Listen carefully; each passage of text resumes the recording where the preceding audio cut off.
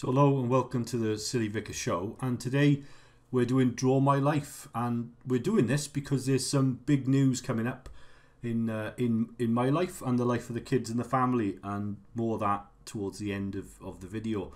So as you can see from the beginning, I was born in 1977 in a place called Abadeer, and that means I'm as old as Star Wars, and I have to thank Lydia for that wonderful picture of me as a baby. Very accurate, I think. So what's Aberdare like? It's in the kind of South Wales, and it's post-industrial, as it were. So there's loads and loads of like terraced houses and mountains.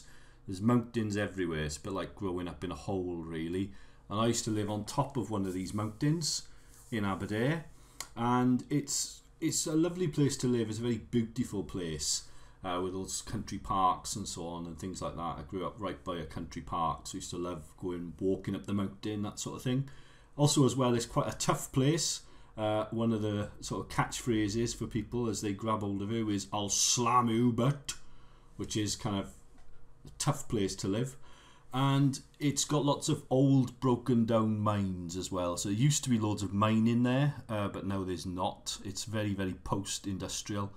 There's nothing there opportunities wise, and the landscape's kind of scarred as well through the industry with slag heaps, and right at the bottom of the valley was a dreadful kind of furnaceite plant that belched out smoke. So the beauty of the valley was always distorted really by this belching smoke from the furnaceite plant down the bottom of town.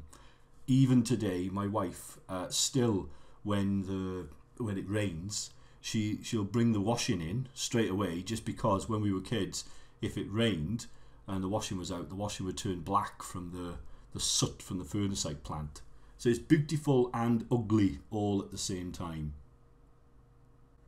One of the best things about Aberdare is definitely my wife, but she's from Aberdare as well. And we met when we were school children. It sounds strange really. In 1994, I went to the boys' comp, she went to the posh school down the road, and I used to bunk off A-level physics to go and see her in the park. And yeah, it was one of the best things about Aberdare, and that's all I'm going to say. Otherwise I'll get in trouble for either saying something too nice or something that's not nice enough. So now in 1995, I passed my A-levels. I did biology, physics and maths, and I went off to university. Now, there was the big choice really, the big motivator to get me to go to university was basically there was no opportunities in Aberdare, and I was also dyslexic, unlike my daughter, and I had trouble spelling. But that didn't stop me. Even though I was dyslexic, I still went to university to get out of Aberdare and find a different and a better life really. That was the plan. Now I've been in university just for a few months really, and we've been together for about a year, and I asked my wife to marry me, which seems very strange now as I'm 40 and I was only 18 at the time, and I asked her, and she was just 17, and she said yes, which was amazing really, to be honest with you. And I went back to university and told everybody that, and that's my bad hair, because I had bad hair then, but I went back to university and told everybody that I was getting married, and universally really everybody said, "No, you're stupid, you're too young, ha ha ha, that'll never last, and I just didn't care, because I knew deep down that was what was right for us. And I knew that's what we needed to do. And even though everybody laughed at me, I didn't care, because we loved each other and we were going to get married. And some of those guys that laughed are now divorced, and my son thinks that's hilarious, lol. But it just shows you have to follow your heart really. Andrew says marry young. Now, because I wanted to get married, and that was the primary thing, I needed money. So when I finished university, I went to Cambridge and got a job as a geneticist, and I used to work on a robot, which was a high throughput genotyping facility. And I've always loved science, and had a fantastic love of all things scientific, especially biology and physics.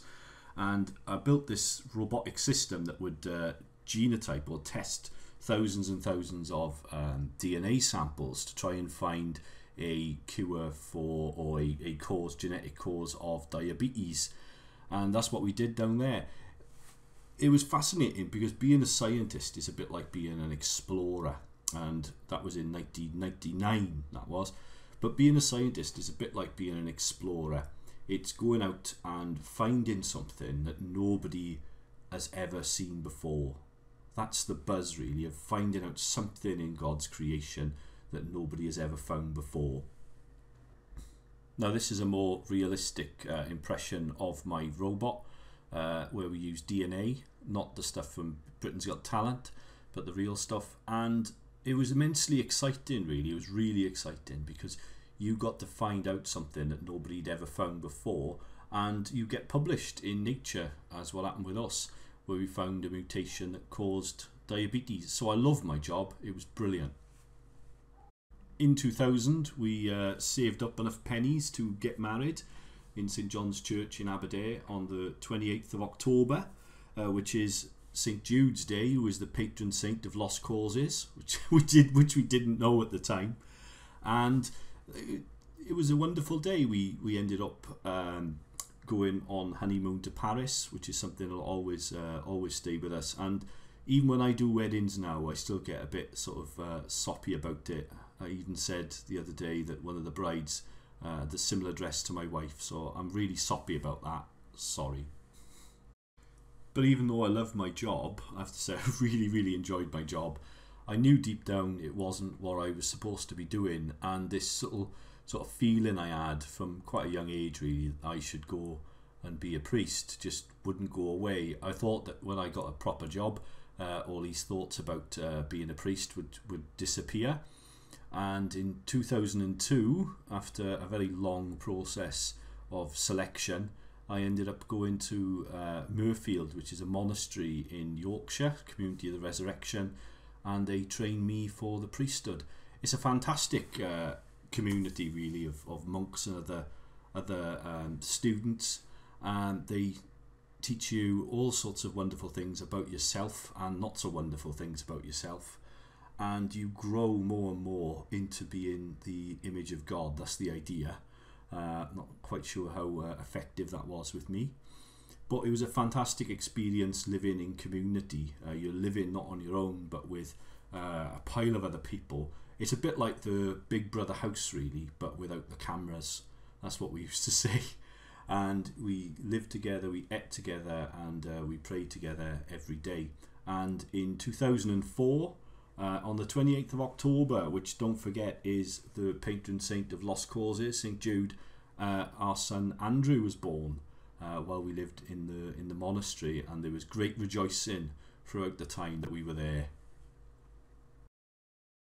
So in 2005, I was ordained as a deacon, which means servant, and the following year, in 2006, I was ordained as a priest. And first off, we were in Blackpool, then we moved down to Chorley, where I was a kind of apprentice priest, called a curate, who works under another wonderful bloke called John Cree, but he'll cringe about that. And my wife always thinks I look stupid or silly in my priest get-up. She's not very keen on it, really, to be fair. And in 2008, we were still in Chorley and up in Lancashire, which is a wonderful place, and something wonderful happened. Lydia was born, little Lydia. Then in 2009, I finished being an apprentice priest, being a curate, and I got my first incumbency, it's called, where you're a priest in charge of a church, and we went down to Market Drayton, and we've been here for 8 years now. And when I took on the church, as I said before, all the windows were bust and it was falling apart physically, and we've rebuilt it, and it's a dramatic change, really, in how it is in our church now, which has been a wonderful thing to experience. And also, as well, don't forget, Han and Chewy, our cats, we got them about 3 years ago. And there's Chewy, Chewy, and also as well, look at the state there. And there's Han, our cats. And now it's time for our next big move, really, because now, in the end of October, we will be moving down to a place called Yate, which is just north of Bristol. So it's time to be on the move again, to start a new adventure, really, as a family and as a priest with a new place. So thank you to everyone who's helped with this, especially for Lydia, the artist, and for everybody else.